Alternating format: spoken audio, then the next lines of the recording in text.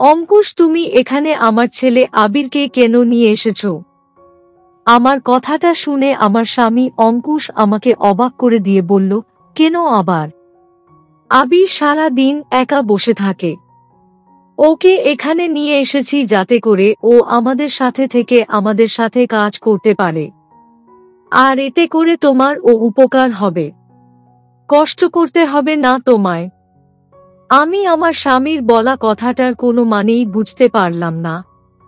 আমি অঙ্কুশকে কিছু বলার আগেই অঙ্কুশ আমাকে ভীষণ রকম অবাক করে দিয়ে আমার ছেলে আবিরকে বলল, আবির যেন আমার সাথে। হ্যালো আমার কলিজার বন্ধুরা, কেমন আছো সবাই? বরাবরের মতো আজ ও তোমাদের মাঝে নতুন একটি ভিডিও নিয়ে আমি হাজির হয়েছি। আজ তোমাদের বলবো আমার নিজের আপন ছেলের সাথে আমার জীবনের অসাধারণ একটি সত্যি গল্প। আমি শতভাগ সিওর হয়ে বলতে পারি আজকের ভিডিওটা দেখার পর তোমাদের ও জল আসবে। তাই তোমাদের অনুরোধ করছি সম্পূর্ণ ভিডিওটি দেখার। তো বেশি কথা না বলে চলো গল্প ফিরে যাই। আমি রাধা। আমার বয়স ৩৭। আমি বিবাহিত, এক সন্তানের জননী। আমার স্বামীর নাম অঙ্কুশ আর ছেলের নাম আবির। আমি বোম্বে শহরে থাকি নিজের স্বামী ও সন্তান আবিরকে নিয়ে। আমার স্বামী অঙ্কুশ একজন বিশিষ্ট ব্যবসায়ী। ব্যবসার কাজে প্রায় সময় অঙ্কুশকে দেশের বাহিরে থাকতে হয়। অঙ্কুশের সাথে আমার বিয়েটা যদিও পারিবারিকভাবেই হয়, তবে সেটা আমার যখন খুব কম বয়স তখন। আমার এখনো মনে আছে আমার বিয়ের দিনের কথা। আমি তখন তেমন কিছুই বুঝতাম না, আর না আমার বাস্তবতা সম্পর্কে কোনো ধারণা ছিল। অঙ্কুশের সাথে বিয়ের পর অঙ্কুশ অনেক যত্নশীল আচরণ করত। আমি বুঝতেই পারতাম না যে অঙ্কুশ আমার স্বামী নাকি বেস্ট ফ্রেন্ড। অঙ্কুশ আমার যেমন করে খেয়াল রাখত, আমিও চাইতাম সব সময় আমার স্বামী অঙ্কুশের খেয়াল রাখতে। আমি বরাবর অঙ্কুশের সেবা করতে পছন্দ করতাম। আর এই একটা কারণে খুব অল্প সময়েই আমি অঙ্কুশের মনের মাঝে একটা বিশেষ জায়গা তৈরি করে ফেলেছিলাম। বিয়ের পর থেকে অঙ্কুশ সব সময় আমাকে সবকিছু শিখিয়ে দিত, যেটা আমি না পারতাম করতে। সেসব জিনিস অঙ্কুশ একজন শিক্ষকের মতো আমাকে বুঝিয়ে দিত। আমার নিজের ও আমার স্বামীর এমন আচরণ খুব ভালোই লাগত। দেখতে দেখতে আমার ছেলে আবির চলে আসলো, আর সে একটু একটু করে বড় হতে শুরু করল। আমার আর আমার স্বামী অঙ্কুশের মাঝে সম্পর্ক গভীর হতে লাগল। সবকিছুই বেশ ভালোই চলছিল। আমার ছেলে আবির ও আমাকে অনেক সম্মান করত। আবিরের বয়স এখন 18, আর এই বয়সে সব বাচ্চার অনেক দুষ্টুমি করে, অনেক ফাজলামি করে। তবে আবির আমার প্রতিটা কথা খুব মান্য করে।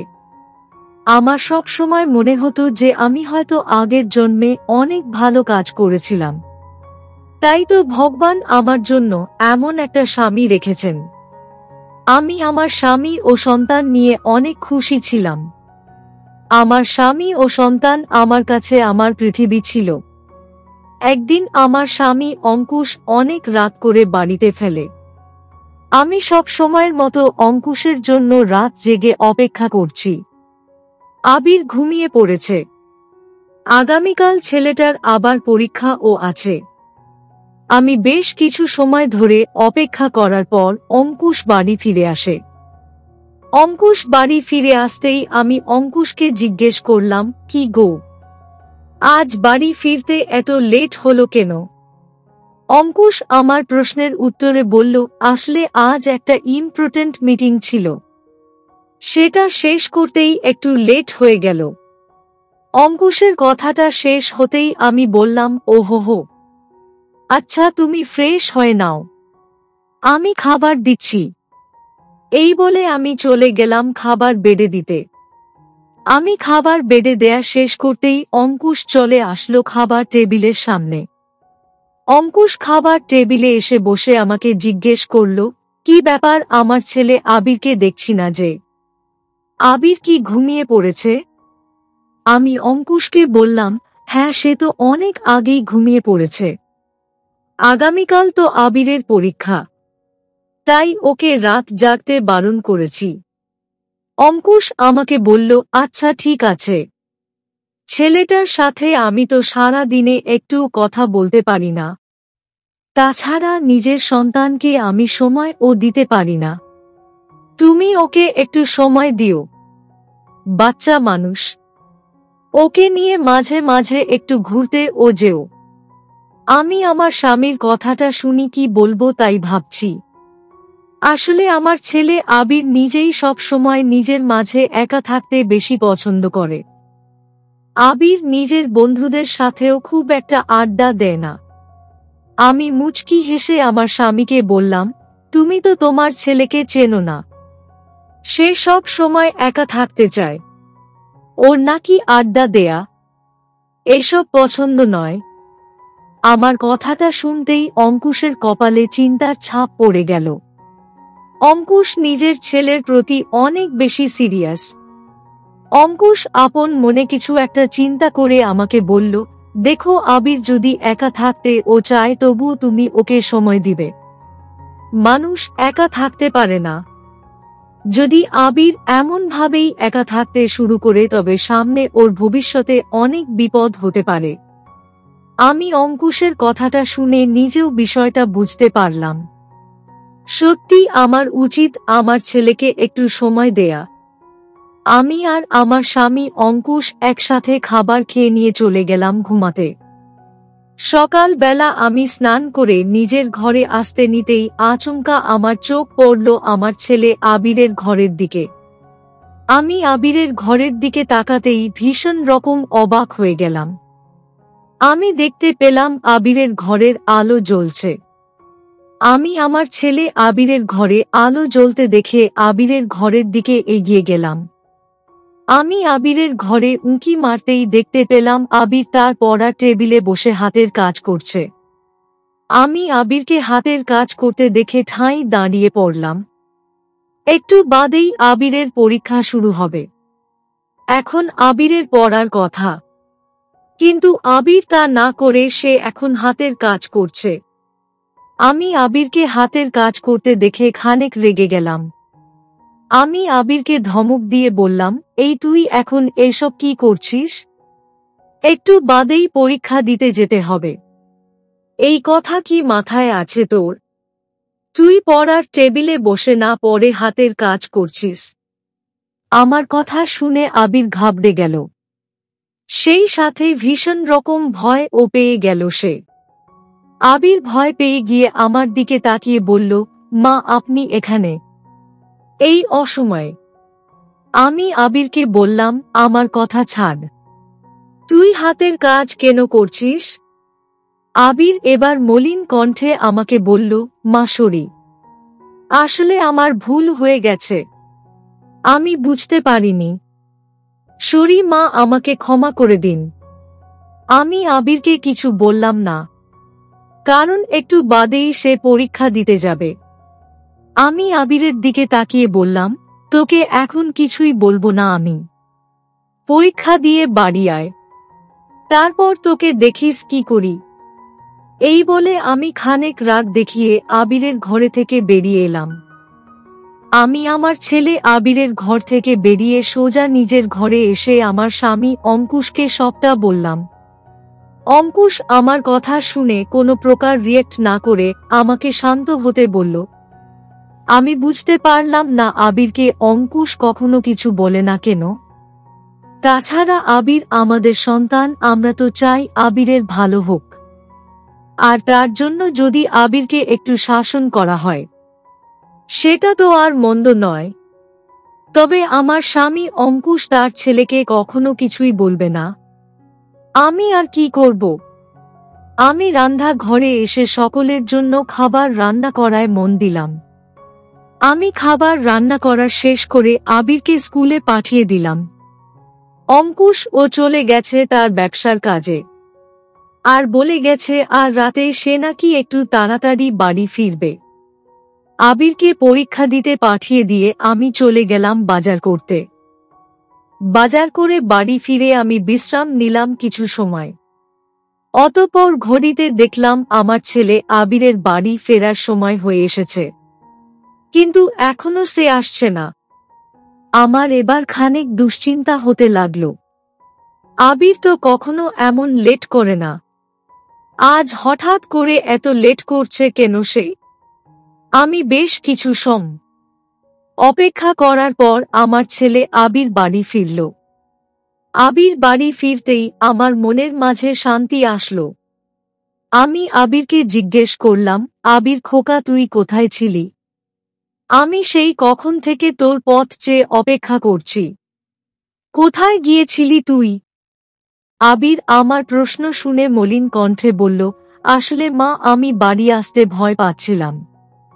আপনি সকালে অনেক রেগেছিলেন, এই কারণেই আমি বাড়ি আসিনি মা। আমি আমার ছেলের কথাটা শুনে কি বলবো তার ভাষা হারিয়ে ফেললাম।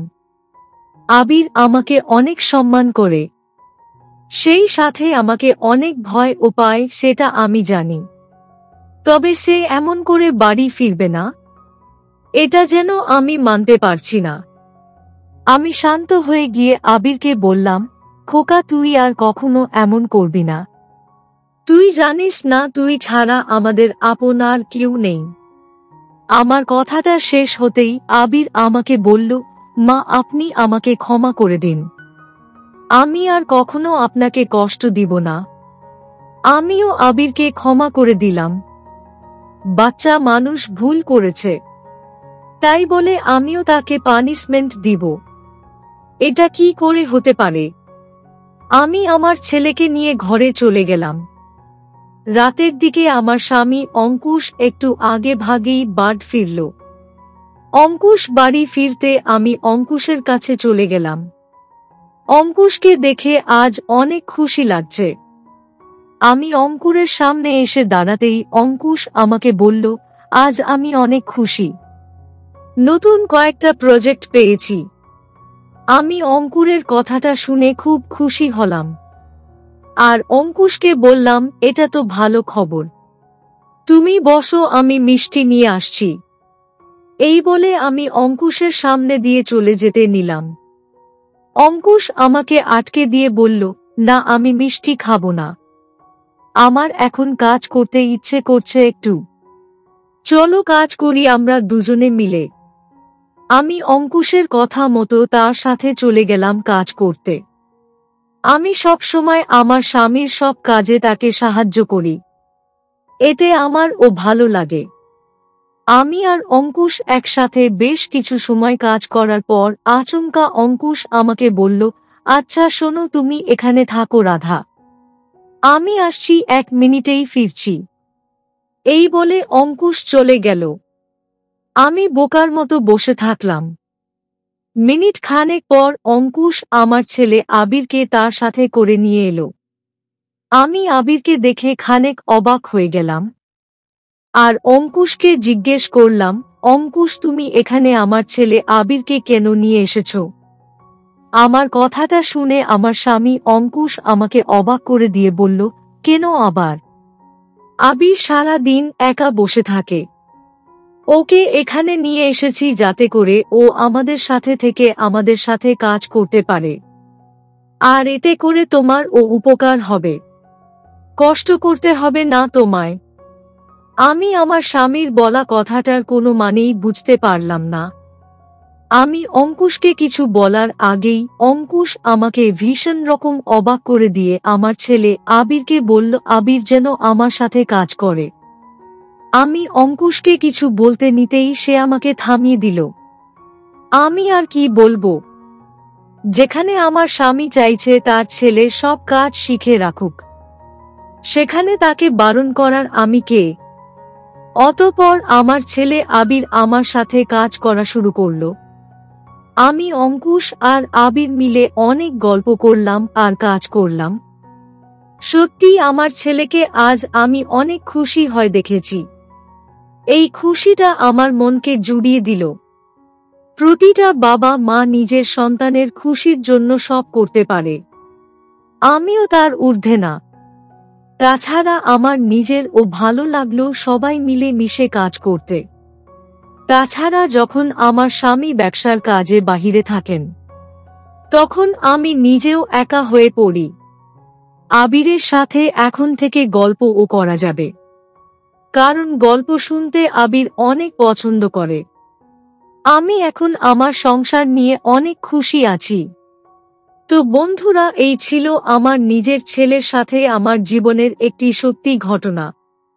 তোমাদের কেমন লাগলো আজকের গল্পটা? অবশ্যই কমেন্টে জানাবেন। প্রিয় বন্ধুরা, আজকের ভিডিওটি এখানেই শেষ করলাম। যদি আমাদের ভিডিওটি আপনাদের ভালো লেগে থাকে তবে একটা লাইক করবেন এবং চ্যানেলটি সাবস্ক্রাইব করবেন। আজকের জন্য আপনাদের কাছে বিদায় নিচ্ছি। দেখা হবে আগামীকাল নতুন একটি ভিডিও নিয়ে। সে পর্যন্ত সবাই ভালো থাকবেন। ধন্যবাদ।